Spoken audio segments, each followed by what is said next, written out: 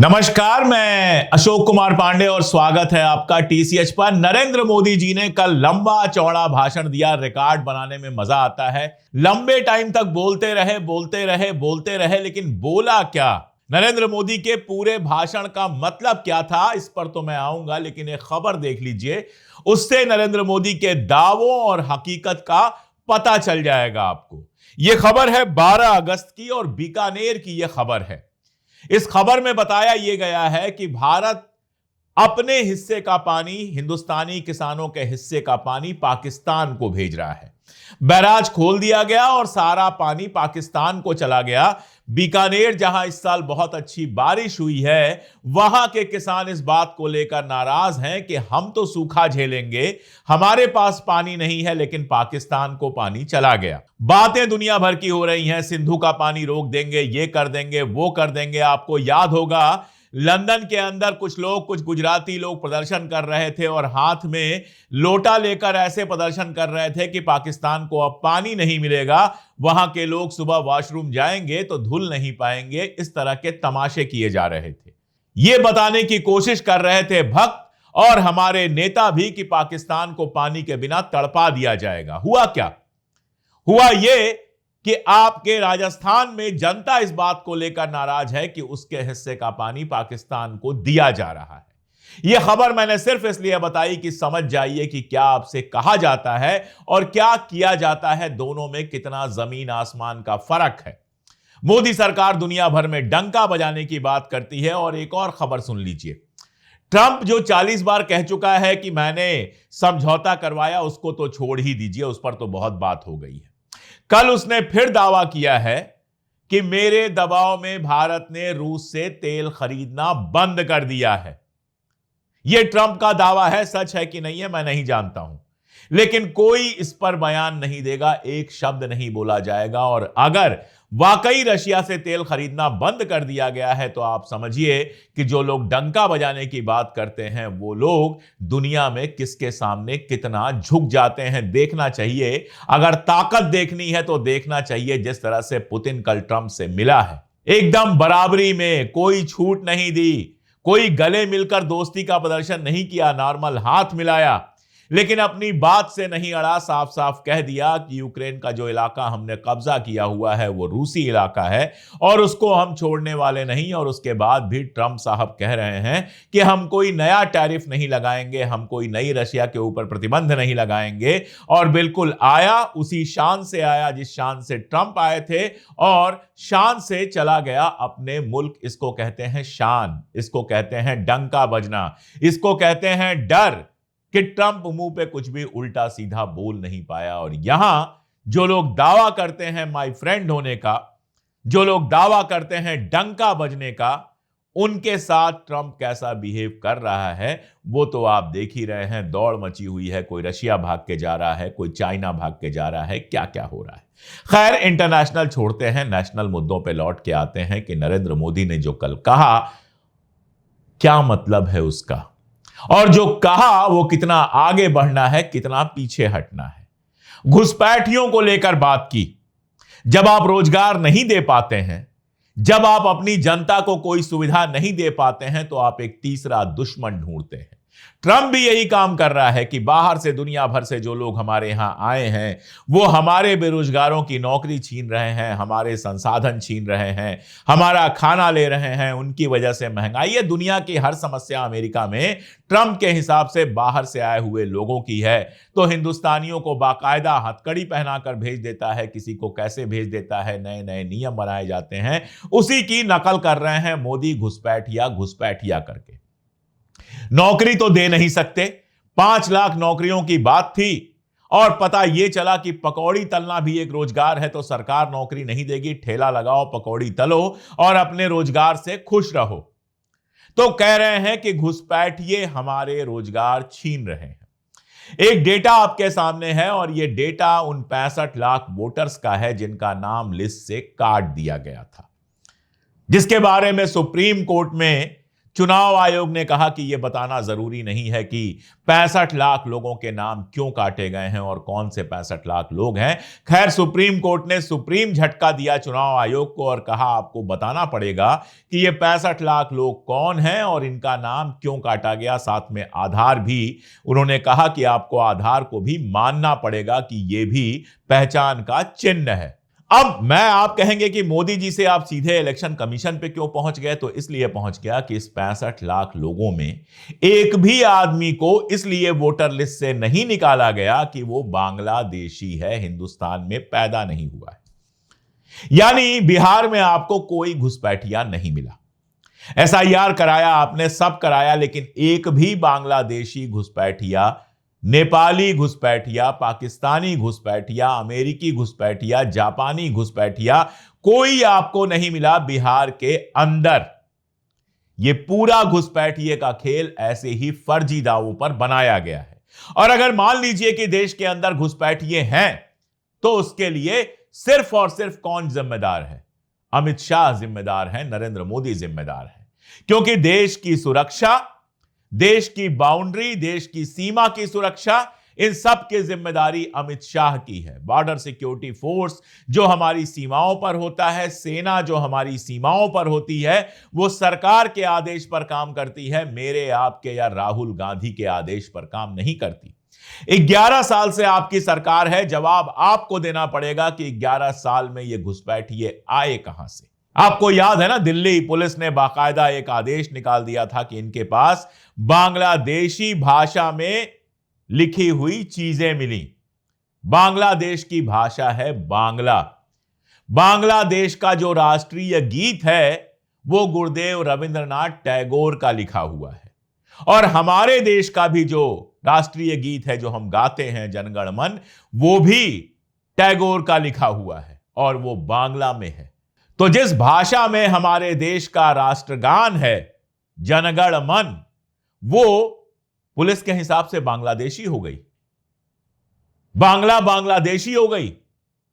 राष्ट्रगीत बोल गया था मैं, लेकिन राष्ट्रगीत भी जो वंदे मातरम है वो भी एक बंगला भाषी ने लिखा था। हमारा राष्ट्रगीत और हमारा राष्ट्रगान दोनों बंगालियों ने लिखा है। और बांग्ला भाषा के आधार पर अगर लोगों को घुसपैठिया कहा जाएगा तो दरअसल ये अपने देश के एक इलाके को दुश्मन बनाने की चाल है, फूट डालो और राज करो की चाल है। ये असल में टुकड़े टुकड़े गैंग की चाल है। तो पहली बात ये कि घुसपैठियों के नाम पर आप बेरोजगारी की बात करते हैं, लेकिन सच ये है कि आप रोजगार दे ही नहीं पा रहे हैं, ना सेंट्रल गवर्नमेंट्स में ना स्टेट गवर्नमेंट में। भर्तियां निकल ही नहीं रही हैं, भर्तियां निकलती हैं, पेपर लीक हो जाता है, पेपर लीक होने के बाद भर्तियां रुक जाती हैं, कभी कोई कोर्ट केस हो जाता है। आप किसी स्टेट में चले जाइए, वहां यही सब तमाशा चल रहा है, रोजगार आप दे नहीं पा रहे हैं। तो अब घुसपैठियों की बात करके देश के मुसलमानों के खिलाफ माहौल बना रहे हैं, बस रोजगार आपको देना नहीं है। दूसरी बात उन्होंने जीएसटी की। आपको मैं एक ट्वीट दिखा रहा हूं राहुल गांधी का, जो विपक्ष के नेता हैं, 2016 में नहीं थे। 2016 में उन्होंने ट्वीट किया था बाकायदा कि जीएसटी का जो कैप है वो 18% रखना चाहिए, यानी 18% से ज्यादा जीएसटी किसी को नहीं लगनी चाहिए। यह बात राहुल गांधी ने 2016 में कही थी। आज मोदी जी 10 साल बाद 15 अगस्त को कह रहे हैं कि दिवाली गिफ्ट देंगे। अरे काहे का गिफ्ट भैया? आपने हमसे 100 रुपए चुरा लिया और कहेंगे अगली बार से 90 रुपए चुराएंगे, तो 10 रुपए का गिफ्ट हो गया। टैक्स पे टैक्स लगाते जा रहे हैं आप। राहुल गांधी ने 2016 में जो बात कही थी वो आपको 2025 में समझ में आ रही है। ट्यूबलाइट हो गए हैं, देर से ट्यूबलाइट जल रही है आपकी, और आप चाहते हैं जनता उस पर ताली बजाए। और उसके बाद आरएसएस का 100 साल का इतिहास, 2025 में आरएसएस 100 साल का हो गया और हमारे प्रधानमंत्री लाल किले पे खड़े होकर आरएसएस की तारीफ करते हैं, कहते हैं दुनिया का सबसे बड़ा एनजीओ है। मैं ये पूछना चाहता हूं कि अगर ये एनजीओ है तो रजिस्टर्ड कहां है? ये क्यों नहीं रजिस्टर्ड है? अगर ये एनजीओ है तो इसके बाइलाज क्यों नहीं है दुनिया के सामने? अगर ये एनजीओ है तो क्यों नहीं बताया जाता है कि कितने पैसे आरएसएस में कहां से आते हैं और कहां खर्च होते हैं? एनजीओ तो ये है नहीं। और 100 साल का इतिहास बाद वाला बाद में बात कर लेते हैं। 1925 में अगर बनी है आरएसएस तो 1947 में जब हमारा देश आजाद हुआ तो 22 बरस की हो चुकी थी आरएसएस। यानी जिस आदमी ने 15-16 साल की उम्र में भी आरएसएस ज्वाइन किया होगा 1925 में, 1947 में वो आदमी जो है 37-38 साल का हो चुका होगा। और मेरा सवाल यह है कि पूरी आजादी की लड़ाई में आरएसएस का रोल क्या था, यह बताओ। एक छोटा सा एग्जाम्पल दे देता हूं, आपके समझ में आ जाएगा। एक बार मोदी जी ने चलाया था हर घर झंडा अभियान, डीपी बदलो अभियान, हर आदमी अपने डीपी पर तिरंगा लगा रहा था। तब मैंने अपनी डीपी पर नेहरू जी की यह तस्वीर लगा दी थी जो ब्लैक एंड व्हाइट है, जिसको बाद में कलर किया गया है, जिसमें नेहरू जी तिरंगा हाथ में लिए हुए हैं और उसको ऐसे देख रहे हैं जैसे कोई अपने महबूब को देखता है। उतनी मोहब्बत के साथ देख रहे हैं, क्योंकि 50 साल की लड़ाई के बाद, 50 साल उनकी अपनी लड़ाई बता रहा हूं, उनके परिवार की लड़ाई बता रहा हूं, बाकी तो 150 सालों की लंबी लड़ाई चली थी जब हमें आजादी मिली थी। अगर 1857 से हम जोड़ना शुरू करें तो वो तिरंगा नेहरू जी का ख्वाब था, इसलिए नेहरू जी उसको इतने प्रेम से देख रहे थे। अब मेरा दावा यह है कि आरएसएस के किसी नेता, हेडगेवार तो चलो चले गए थे तब तक, गोलवरकर जिंदा थे, चलो हिंदू महासभा को भी जोड़ देता हूं, बाद में तो श्यामा प्रसाद मुखर्जी आरएसएस और जनसंघ में आए ही। श्यामा प्रसाद मुखर्जी, बलराज मधोक या आरएसएस के किसी लीडर के हाथ में मुझे एक तिरंगा दिखा दो 1947 से पहले। और 1947 की बात तो छोड़ दीजिए, आजादी के बाद भी बरसों बरस आरएसएस के मुख्यालय पर तिरंगा नहीं फहराया गया था। 2 लोग घुस गए थे आरएसएस के कार्यालय में तिरंगा फहराने के लिए, तो उनके खिलाफ केस कर दिया गया था। जब भद पिटी, जब मजाक उड़ा, जब लोगों ने सवाल पूछना शुरू किया, तब जाकर आरएसएस पर तिरंगा लहराया है। तो 1925 से लेकर 1947 तक आरएसएस ने अंग्रेजों का साथ तो दिया, कभी आजादी की लड़ाई में हमारा साथ नहीं दिया। 1942 में जब पूरा देश कह रहा था अंग्रेजों भारत छोड़ो, तो आरएसएस का एक आदमी इस आंदोलन में शामिल नहीं हुआ, अंग्रेजों का साथ दिया गया। और हिंदू महासभा तो मुस्लिम लीग के साथ मिलकर उस समय सरकारें चला रही थी। और 1947 के बाद आरएसएस ने क्या किया, जब तिरंगा बना तो कह दिया कि इसमें तो 3 रंग है, यह तो अशुभ है। संविधान बना तो कह दिया कि मनुस्मृति बननी चाहिए। क्या देशभक्ति है इनकी? कौन सी देशभक्ति की है 100 साल में इस देश को बांटने के अलावा, और क्या किया है? और आज हालत यह है कि गांधी जी की तस्वीर के साथ सावरकर की तस्वीर लगाई जाती है मिनिस्ट्री ऑफ पेट्रोलियम द्वारा, और वहां से नेहरू की तस्वीर गायब कर दी जाती है। सावरकर कौन है, मैं बहुत वीडियो बना चुका हूं, एक पूरी सीरीज बना चुका हूं, आप देख सकते हैं। लेकिन यहां एक लाइन में बता रहा हूं कि गांधी हत्या की जांच के लिए जो कपूर कमीशन बना था, उसने कहा था कि सावरकर और उनकी गैंग के अलावा और कोई गांधी हत्या के लिए जिम्मेदार हो ही नहीं सकता। कोर्ट से जो छूटे थे वो इसलिए छूटे थे क्योंकि कोराबोरेटिव गवाह नहीं मिले थे। गवाह थे लेकिन उनको सपोर्ट करने वाले गवाह नहीं थे। और बाद में पता चला कपूर कमीशन की जांच में कि सपोर्ट करने वाले भी गवाह थे, उन्हें पेश नहीं किया गया। वो सब मैं अपनी किताब उसने गांधी को क्यों मारा में लिख चुका हूं। तो 5 बार माफी मांगने वाले, अंग्रेजों के साथ सरकार चलाने वाले सावरकर देशभक्त हो जाते हैं और पंडित नेहरू बाहर हो जाते हैं। और आरएसएस जैसे जहरीले संगठन को मोदी जी बाकायदा लाल किले से इंडोर्स करते हैं। असल में योजना तो यह थी कि 100 साल जब आरएसएस के पूरे होंगे तो भारत को हिंदू राष्ट्र घोषित कर दिया जाएगा। लेकिन वोट चोरी के बावजूद 400 पार करना संभव नहीं हुआ। आपको याद होगा पिछले चुनाव में किस तरह से भाजपा के नेता कह रहे थे कि 400 पार होगा तो हम संविधान बदल देंगे।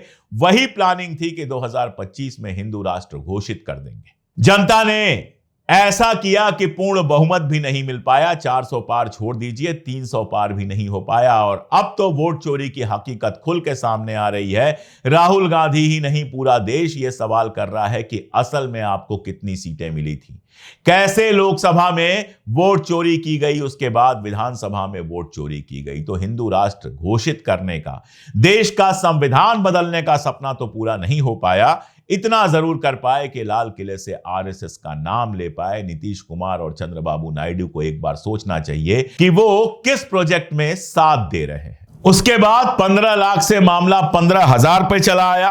प्रधानमंत्री विकसित भारत रोजगार योजना 1 लाख करोड़ रुपए की योजना है और इसमें कह रहे हैं कि निजी क्षेत्र में, सरकारी में नौकरी देने की बात ही नहीं है, प्राइवेट में आप नौकरी पाओगे तो सरकार 15,000 रुपए देगी। क्या मतलब है इसका? जिसको नौकरी मिल जाएगी उसको 15,000 रुपए देगी। एक तो 15,000 से किसी का कुछ होना जाना नहीं है, दूसरा नौकरी मिल जाएगी उसके बाद 15,000 दोगे, पढ़ने के लिए नहीं दोगे, बेरोजगारी भत्ता नहीं दोगे। जब नौकरी मिल ही जाएगी तो तुम्हारे 15,000 का कोई क्या करेगा? इसमें सरकार नौकरी देने के लिए क्या कर रही है? कह दिया गया 5 लाख 20 लाख पता नहीं कितने करोड़ लाख नौकरी देंगे, लेकिन कहां नौकरी देंगे? प्राइवेट सेक्टर में नौकरी देंगे, 10,000 की, 15,000 की, 20,000 की। प्राइवेट सेक्टर में सरकार नौकरी नहीं देती है, वो तो प्राइवेट सेक्टर नौकरी देता है। किसी ऑफिस में कोई चाय भी पिला रहा है तो वो नौकरी है, लेकिन 10-15,000 रुपए में चाय पिलाने वाले की नौकरी का क्या मतलब होता है आप अच्छी तरह से समझ सकते हैं। इस देश में ग्रेजुएट, पोस्ट ग्रेजुएट, पीएचडी, छोटी छोटी 20-20 हजार की नौकरियां कर रहे हैं और मोदी जी कह रहे हैं कि प्राइवेट सेक्टर में नौकरी मिलेगी तो 15,000 देंगे, क्योंकि पब्लिक सेक्टर में, गवर्नमेंट में तो नौकरी दे नहीं सकते। कल एक मजाक चल रहा था, एक व्हाट्सएप की चैट वायरल हो रही थी, पता नहीं असली चैट थी कि फर्जी, मैं नहीं जानता। उसमें एक बॉस कहता है कि जूम मीटिंग में आ जाओ, ऑफिस की मीटिंग चल रही है, तो कर्मचारी कहता है मैं मोदी जी का भाषण सुन रहा हूं। तो बॉस कहता है उसमें सुनना क्या है, पिछले साल सुना था ना, उसी का रिपीट टेलीकास्ट है। 11 साल से लाल किले पर हम सिर्फ और सिर्फ रिपीट टेलीकास्ट सुन रहे हैं, जिसमें योजनाएं होती हैं, घोषणाएं होती हैं, लेकिन जमीन पर कुछ लागू नहीं होता। केवल और केवल हिंदू मुसलमान की नफरत फैलाकर इस देश में ध्रुवीकरण करने और वोट की राजनीति करने की कोशिश की जाती है और विदेश के नेताओं से गले मिलकर यह इमेज बनाई जाती है कि हमारा डंका बज रहा है। न तो डंका बज रहा है, न देश का उस तरह से विकास हो रहा है जिस तरह से होना चाहिए। विकास हो रहा है तो अडानी और अंबानी का। मोदी जी कहते हैं किसानों के हित से समझौता नहीं होगा। दरअसल सारी प्रॉब्लम अंबानी के हित की है, क्योंकि सस्ता पेट्रोल खरीदने से आपको कोई फायदा नहीं मिलता। और किसानों की बात तो आप छोड़ ही दीजिए, हजारों किसान दिल्ली के दरवाजे पर आके खड़े थे। 700 किसान मर गए हड़ताल करते करते दिल्ली के बॉर्डर पर, लेकिन मोदी जी किसानों से मिले तक नहीं, एमएसपी पर उनकी मांग सुनी तक नहीं, और अब बात कर रहे हैं कि किसानों के हित का ध्यान रखते हैं। मोदी जी सिर्फ अपने हित का ध्यान रखते हैं, अडानी के हित का ध्यान रखते हैं, अंबानी के हित का ध्यान रखते हैं, बाकी सब भगवान भरोसे चल रहा है। आप बताइएगा, आपने भी स्पीच सुनी? और अगर सुनी हो तो जो मैं कह रहा हूं क्या मैं गलत कह रहा हूं? आज के लिए इतना ही, बहुत शुक्रिया।